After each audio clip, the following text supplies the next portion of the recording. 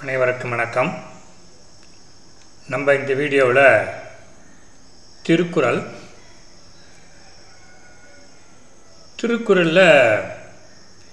அதிகாரம் 6 அதை பற்றி பார்க்கலாம் வாங்க. திருவள்ளுவர் திருக்குறளை 3 பிரிவாக பிரிச்சிருக்கிறாரு. 1 அறத்துப்பால், 2 பொருட்பால், 3 இன்பத்துப்பால்.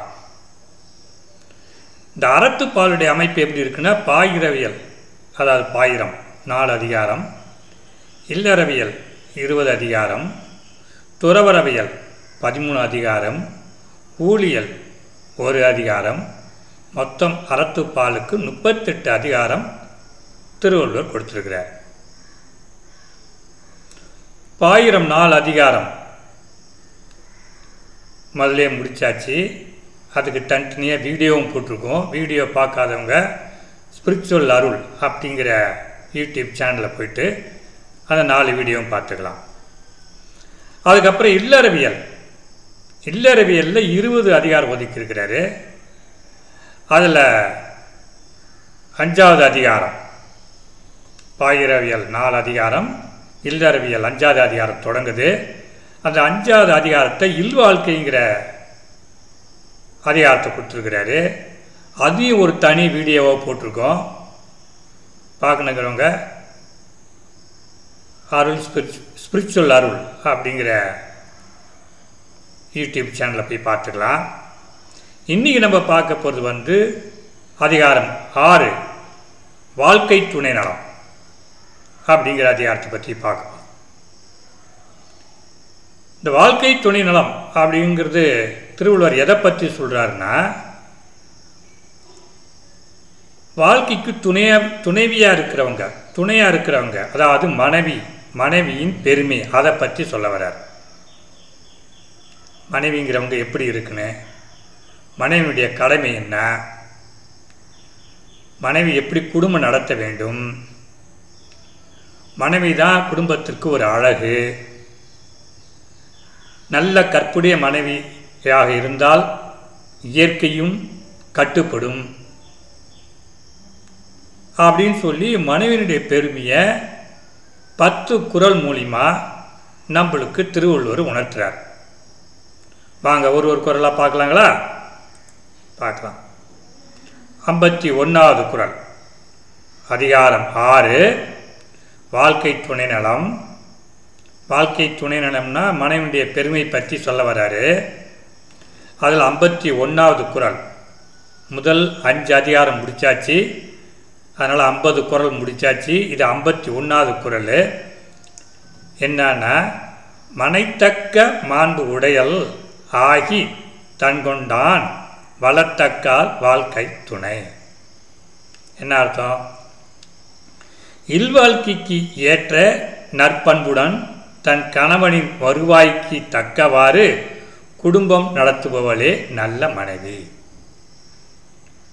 ஸோ முதல் குறள்லேயே இந்த 51வது குறளில் அவர் என்ன சொன்னார், நல்ல மனைவின்னா யார் அப்படின்னு சொல்ல வர்றார். என்ன சொல்கிறார்? இல்வாழ்க்கைக்கு ஏற்ற நற்பண்புடன், நல்ல பண்போடு இருக்குன்னு, தன் கணவனின் வருவாய்க்கு, கணவன் எவ்வளோ வருவாய் ஈட்டுறாரோ அதுக்குள்ளே குடும்பம் நடத்தணும், அவங்க தான் நல்ல மனைவி அப்படின்னு திருவள்ளுவர் 51வது குறள் மூலிமா சொல்கிறார். 52 மனைமாட்சி இல்லாள்கண் இல் ஆயின் வாழ்க்கை எனை மாட்சித்து ஆயினும் இல். நற்குணமுடைய மனைவி அமையாதவனுக்கு வாழ்வில் வேறு சிறப்புகள் இருந்தாலும் அதனால் பயன் ஒன்றுமில்லை. நல்ல மனைவி அமைஞ்சாலே போதும், வேறு சிறப்பு எதுவும் தேவையில்லை. வேறு சிறப்பு எல்லாம் இருந்தும் நல்ல மனைவி அமையவில்லை என்றால் வேறு சிறப்புகளால் கிடைக்கக்கூடிய பயன் ஒன்றுமில்லை அப்படின்னு 52வது குறள் மூலிமா சொல்கிறார். 53 இல்லது என் இல்லவள் மாண்பு ஆனால் உள்ளது என் இல்லவள் மானாக்கடை. என்னத்தான்? நற்குணமுடைய மனைவி அமைந்து விட்டால் வாழ்வில் இல்லாதது என்ன? நல்ல மனைவி அமைந்து விட்டால் வாழ்வில் இல்லாத எல்லாமே இருக்கிறது அர்த்தம். வாழ்வில் எல்லாமே இருப்பதாக அர்த்தம். அவள் ஒழுக்கமற்றவள் எனில் வாழ்வில் இருப்பது என்ன? வாழ்வில் எதுவும் இல்லை என அர்த்தம். நல்ல மனைவி அமைந்தால் வாழ்வில் எல்லாமே இருப்பதாக அர்த்தம். நல்ல மனைவி அமையவில்லை என்றால் வாழ்வில் எதுவும் இல்லை என்று அர்த்தம் என்று வள்ளுவர் 53வது குறள் மூலிமா சொல்கிறார். 54 பெண்ணின் பெருந்தக்க யாவுல கற்பு என்னும் திண்மை உண்டாக பெறின். இல்வாழ்க்கையில் கற்பை உறுதியோடு போற்றும் மனைவியை காட்டிலும் பெருமை தருவது இவ்வுலகில் வேறொன்றுமில்லை.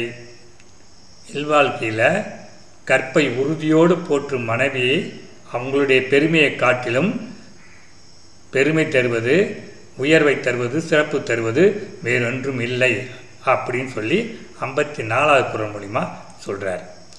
55 தெய்வம் தொழா அல் கொழுநன் தொழுது எழுவால் பெய் என பெய்யும் மழை.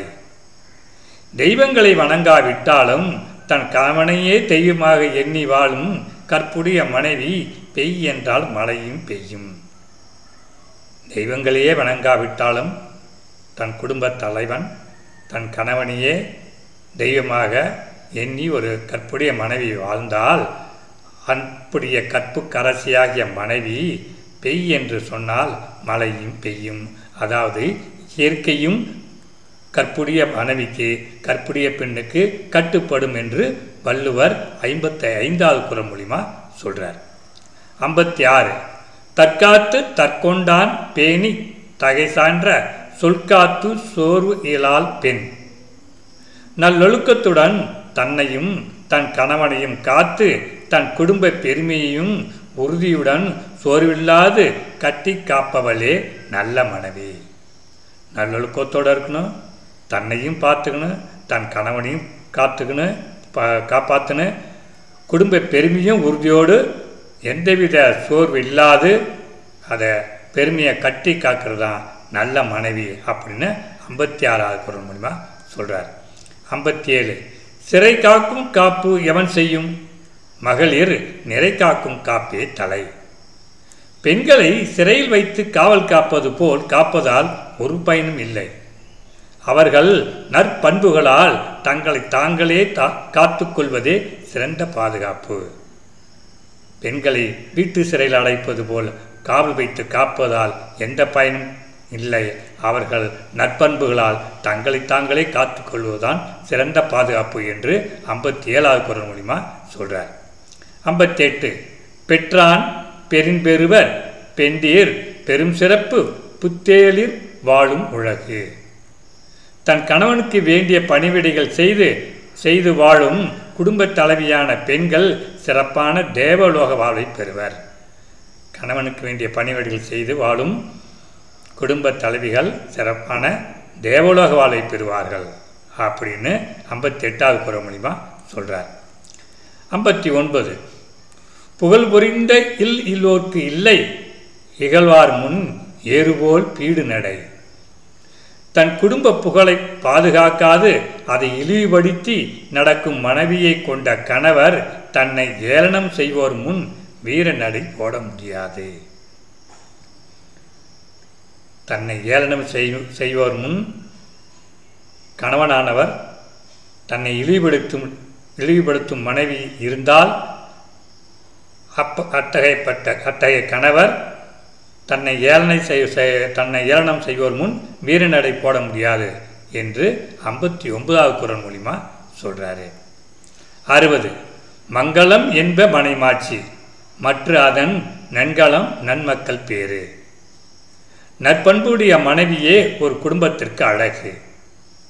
நல்ல பிள்ளைகளை பெற்றல் அக்குடும்பத்திற்கு மேலும் ஒரு சிறப்பான ஆபரணம்.